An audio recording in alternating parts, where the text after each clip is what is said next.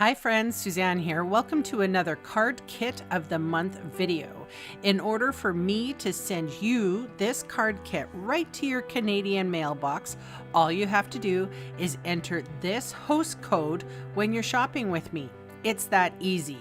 There's more information about this card kit and my loyalty rewards at my blog, sunstampin.com.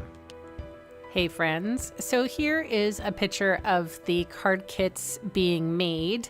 Thought I would share with you a little of that. You can see that there's many colorways with this card kit, but for the example I'm going to share with you, it's the Granny Apple green and stripy version. So these are all the components that you should get. You should get a card base or two card bases because we're going to make two cards, and the rectangle, and then some extra bits and bobs. That's a double oval punch there, and then that little strip, it has adhesive sheet on the back of it.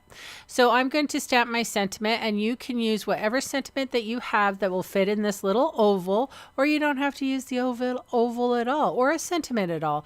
You could just put flowers or hearts or whatever you want. This is your card kit. Thank you very much for shopping with me. You can do what you like.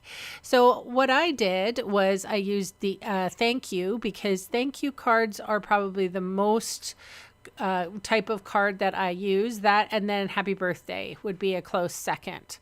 I'd like to know in the comments, what card do you give out the most?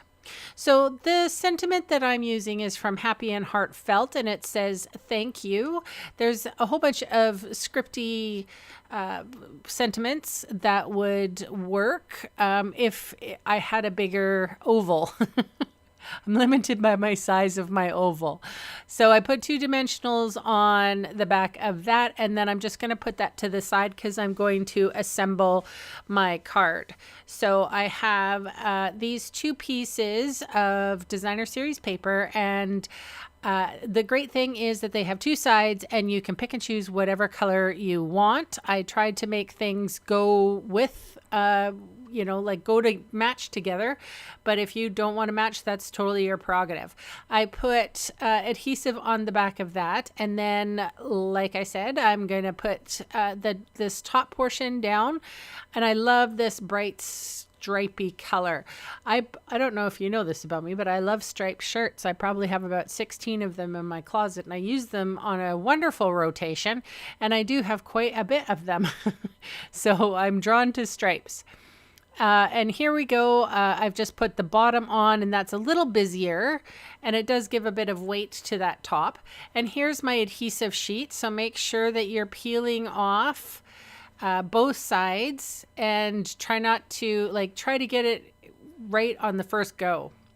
I probably didn't have to put this one down because there was a Granny Apple green stripe, and it just, didn't change the effect of the card or the design of the card at all when I put this stripe down, but it does work in all of the other colorways. So I'm putting dimensional adhesive on the back of this card base, or this is a card front, I should say.